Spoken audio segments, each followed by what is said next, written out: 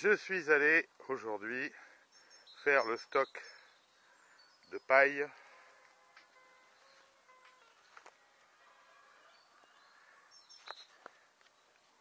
les petites femelles vont reproduire dans quelques jours. Là devant, le gros c'est un mâle avec deux petites femelles qu'il a déjà montées. Voici ce que je prépare comme nid. Des cartons de pommes de terre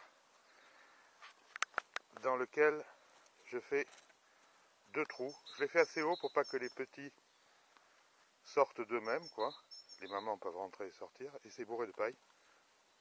Comme ça, elles pourront faire leur nid.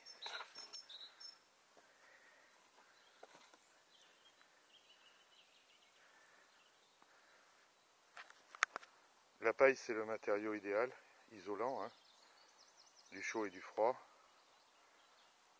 et dans lequel elles peuvent faire un nid, même avec un toit. Elles adorent ça. Ah ben ils sont déjà descendus. Je fais un petit tour, ça dégourdit les jambes.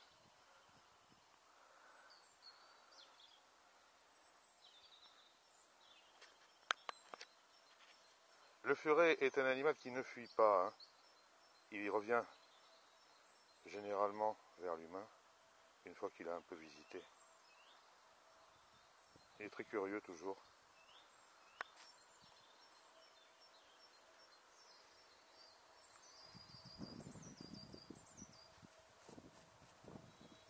Et alors les tuyaux, je vous dis pas. C'est le jeu par excellence. Et on passe d'un tuyau à l'autre.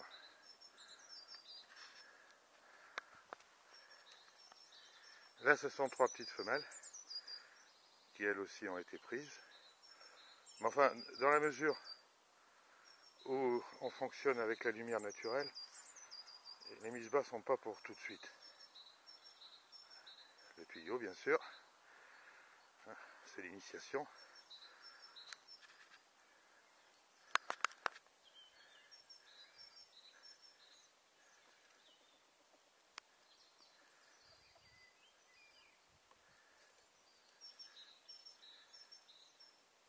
Voilà, ben je vais préparer les nids.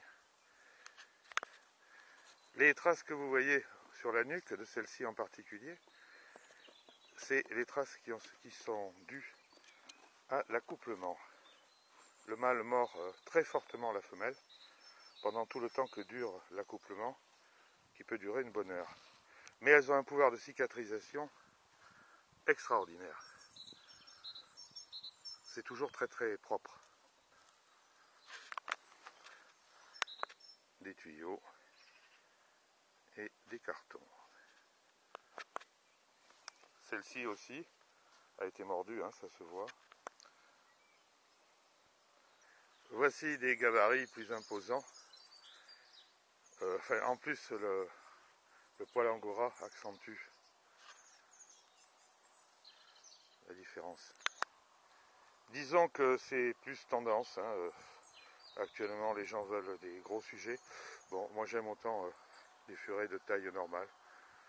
Bon, là ce mâle fait à peu près 2,5 kg. La femelle doit faire 1,3 kg, 1,4 kg là à côté. Mais enfin c'est déjà des très très gros poids, hein, je trouve. Hein. Faut pas non plus exagérer. Et là ce sont des angoras en plus, alors effectivement ça fait un volume beaucoup plus conséquent. Voilà, bon on va attendre la saison de reproduction. Enfin du moins la saison de reproduction, la saison des naissances, quoi, puisque les chaleurs, on est en plein dans les chaleurs, la plupart des femelles ont déjà été montées. Mais mes 40 femelles attendent théoriquement des bébés toutes. Vous voyez, dans le tuyau, il n'arrive presque pas à passer celui-là. Non, il abandonne.